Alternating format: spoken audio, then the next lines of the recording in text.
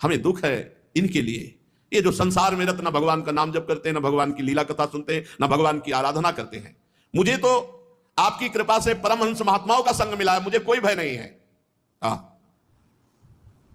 हे नृसिंहदेव, इस लोक में दुखी जीवों को दुख मिटाने के लिए जो उपाय माना गया है, रुपया पैसा नाना प्रकार की भोग सामग्री, वो सब दुख ही है। एक क्षण में काल अंत कर देता। माँ बाप बालक की रक्षा नहीं कर सकते, अगर काल विरुद्ध है तो नहीं रक्षा कर सकते। औषधि रोग नहीं मिटा सकती अगर काल विरुद्ध है। समुद्र में डूबते हुए को कोई नौका या कोई बचा नहीं सकता यदि काल विरुद्ध है। सत्वादि गुणों के कारण भिन्न भिन्न स्वभाव के इतने ब्रह्मादि श्रेष्ठ हैं, काल के अधिक। काल सबको रौंद देता, पर काल को प्रेरित करने वाले जो आपकी शरण में आ गया, समुझ जे आए शरण ते डरत ना काल डर, दियो दान ते न भय। ये समुझ जे आए शरण ते डरत न काल, क्योंकि काल आपका ही स्वरूप है। प्रभु काल के द्वारा गुणों में क्षोभ होने पर माया मनः प्रधान लिंग शरीर का निर्माण करती है। यह लिंग शरीर बलवान कर्म में अनेक नाम रूपों में आसक्त छंदों में है। मन, 5 कर्मेंद्रियां, 5 ज्ञानेंद्रियां, 5 तन्मात्रा, ये 16 अरे हैं जिनमें पूरे संसार को काटता रहता है, पीसता रहता है काल। आपकी शरण में ना आए और इन काल पर विजय प्राप्त कर ले, 16 पर ऐसी किसकी हिम्मत है?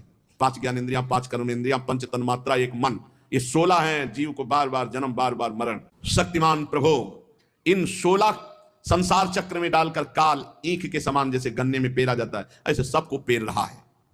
आप अपनी चैतन्य शक्ति जिसके ऊपर जागृत कर दिया, उसकी बुद्धि इन 16 से बचा लेती। 5 कर्मेंद्रियां, 5 ज्ञानेंद्रियां, शब्द स्पर्श रूप रस गंध, ये और 1 मन, ये 15 और 1 16 से बचा लेते हैं भगवान।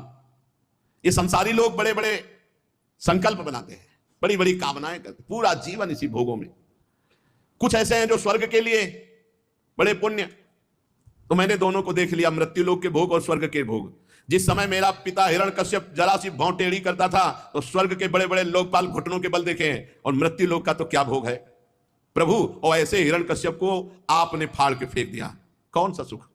इसलिए ब्रह्मा की आयु, लक्ष्मी, ऐश्वर्य, इंद्रिय भोग, ये सब आपसे विमुख प्राणी को मिल जाए तो भी उसको शांति नहीं मिलने वाली। बैठा लो दिमाग में, जितनी ब्रह्मा की आयु है उतनी 2 परार्ध की आयु हो, सब लक्ष्मी, ऐश्वर्य, वैभव, भोग सामग्री मिल जाए, वो भगवान से विमुख है, भजन नहीं करता, तो उसको कभी शांति प्राप्त नहीं हो सकती। ये विषय भोग सुनने और देखने में अच्छे लगते हैं, और भोगने के बाद जो ग्लानि, जो जलन होती है, पर ये नाली का कीड़ा जैसे नाली में ही जीना चाहता है, ऐसे विषयी पुरुष विषय भोग में ही जीना चाहता है। शरीर है अगणित रोगों का स्थान, भोग भोगोगे, शरीर में विविध प्रकार के रोग होंगे, तृष्णा, कामना, वासनाएं जलाएगी। कहां ये मिथ्या विषय भोग, कहां ये रोग युक्त शरीर, और कहां भगवान की प्राप्ति। अरे बढ़िया अवसर मिला है, जीव को चाहिए कि ये बात जानकर भोगों से विरक्त होकर, शरीर से अनासक्त होकर के भजन कर ले और भगवान की प्राप्ति कर ले।